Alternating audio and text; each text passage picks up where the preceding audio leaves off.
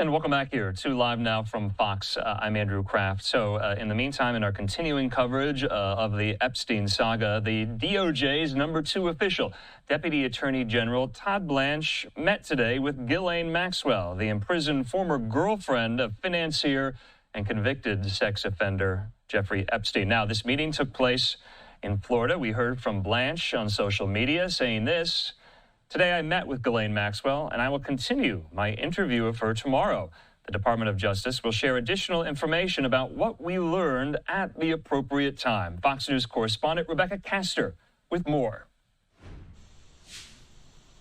At a federal courthouse in Tallahassee, not far from the prison where Ghislaine Maxwell is serving a 20-year sentence, Deputy Attorney General Todd Blanche is hoping she'll shed new light on Jeffrey Epstein's sex crimes. We had a very productive day today. She answered all the questions truthfully, honestly, and to the best of her ability. But it begs the question, at what price? She's currently appealing her conviction and sentence at the Supreme Court, but the DOJ is not commenting on whether they'll offer her a deal. The question is, does she have something that would be material for a criminal prosecution, not just embarrassing? There's a bipartisan push on Capitol Hill to get the DOJ to turn over all of the Epstein files. And Democrats don't like the idea of Trump administration prosecutors questioning Maxwell behind closed doors. Trump is sending his personal lawyer, Todd Blanche, to try and execute a corrupt cover-up, potentially offering leniency to a woman who also abused the victims. Enough. Enough.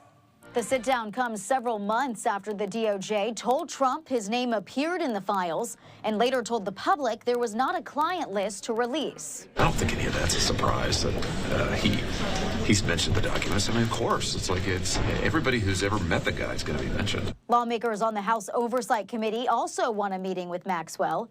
Her attorney says today's discussion will inform how she moves forward with their subpoena. In Washington, Rebecca Castor, Fox News. Rebecca, thanks so much. Hearing as well from Ghislaine Maxwell's attorney, I want to put this post up from David Oscar Markus saying, "Looking forward to another productive day tomorrow. Ghislaine honestly answered every question that Todd Blanche asked, and she will continue to do so. We're grateful that the government is trying to uncover the truth.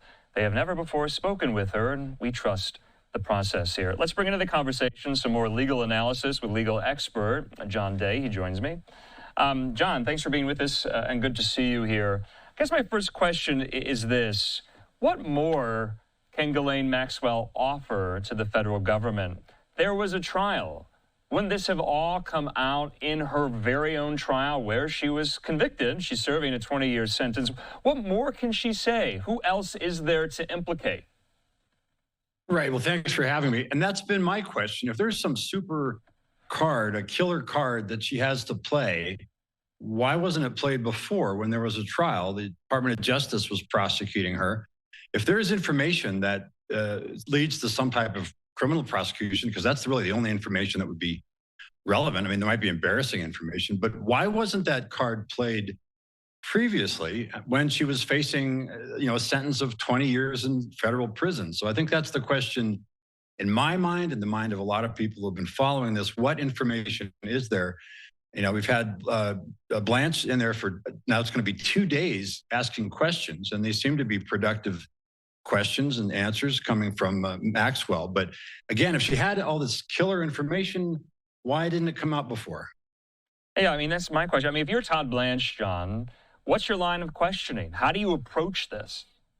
Right. You want to know anything, well, first of all, anything at all relevant that may not have come up before, but also anything that's, you're going to know anything, whether if it's embarrassing, if it's relevant to a criminal prosecution. It's sort of what they call in the prosecution world, queen for a day type deal, where the defendant comes in and gets a deal by speaking to federal prosecutors and FBI agents and so on, giving up everything that he or she knows in exchange for a deal. What we don't know here is there a deal? I mean, is there going to be a commutation? Is there going to be a pardon? Is that even on the table? Have there been discussions about getting all the information out of Maxwell? And what does Maxwell get? Remember, she's looking at a long, long time in prison. She got a 20-year sentence in a federal prison. That's not a country club. And so her lawyers have been structuring this to get the best possible outcome for her. We just don't know what that's going to look like. Okay, John, that was my next question. I mean, do you worry that Todd Blanche, Pam Bondi, others at the DOJ, are they going to put something, are they going to dangle something in front of Ghislaine Maxwell that's going to be somewhat attractive to her and her case in order to get information? Or is this completely one-sided? I mean, Maxwell, she's serving time. She's doing this voluntarily here. It's not like she had a choice. Are you worried that, to your point, a pardon, a commutation, help with her appeal, is that in the offing here?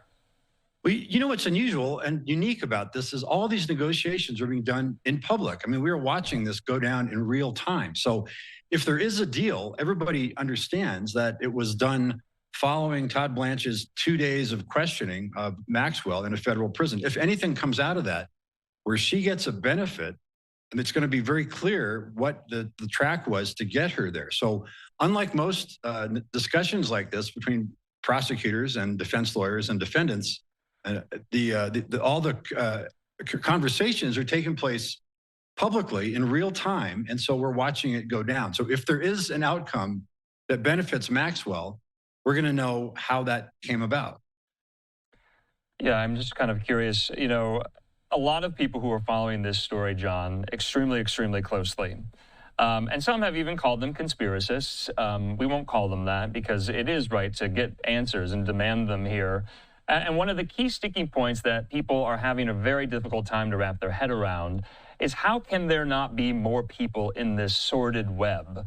Just Maxwell and Epstein. So a lot of the people who have really staked their entire careers and reputations on getting to the bottom of this, that's the question they're asking. There has to be more people involved in this sex trafficking ring. So far, though, Epstein, Maxwell. Epstein's dead, Maxwell's in prison. Is that a right question? Is that a valid question to ask?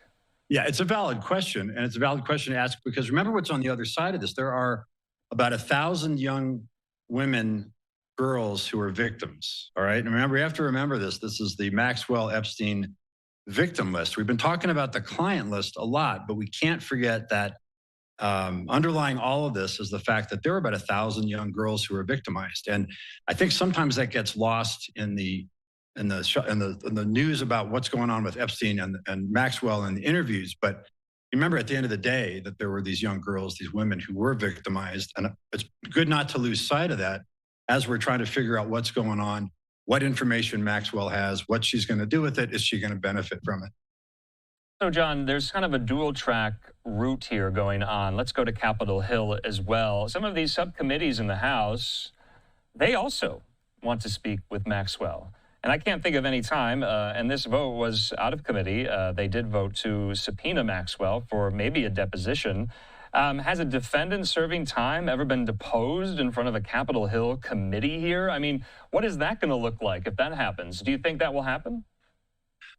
What's that going to look like? Well, you know, think about all these Congress people going home, talking to their constituents, and their constituents, this is something people want to know. What's at the heart of the Epstein situation? Is there a client list? Is there a list of people who are being shielded?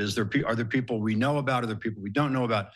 So if you're a member of Congress and you're going home and you're getting an earful from people who say, get to the bottom of this, there has to be full disclosure, there has to be transparency. So that's where the pressure is coming from, at least if you're a congressperson going home and realizing that people are following this, you know, people who ordinarily are worrying about, you know, putting food on the table. Sure. This is also something that concerns them. Yeah, House Speaker Mike Johnson and Republican Majority Leader in the House, Steve Scalise, they have said they will address whatever outstanding Epstein-related issues are in Congress when they return from recess. They just went on recess yesterday. They won't be back until, I believe, after Labor Day, so we'll just have to wait and see. John Day, good to see you. Thanks so much for your insight. Talk soon. Thank you. Okay, in the meantime here, let's listen. This is very brief as well. These are Ghislaine Maxwell's attorneys meeting outside the federal penitentiary where she is serving her time there in Tallahassee, speaking after Maxwell met with Todd Blanche. Let's listen.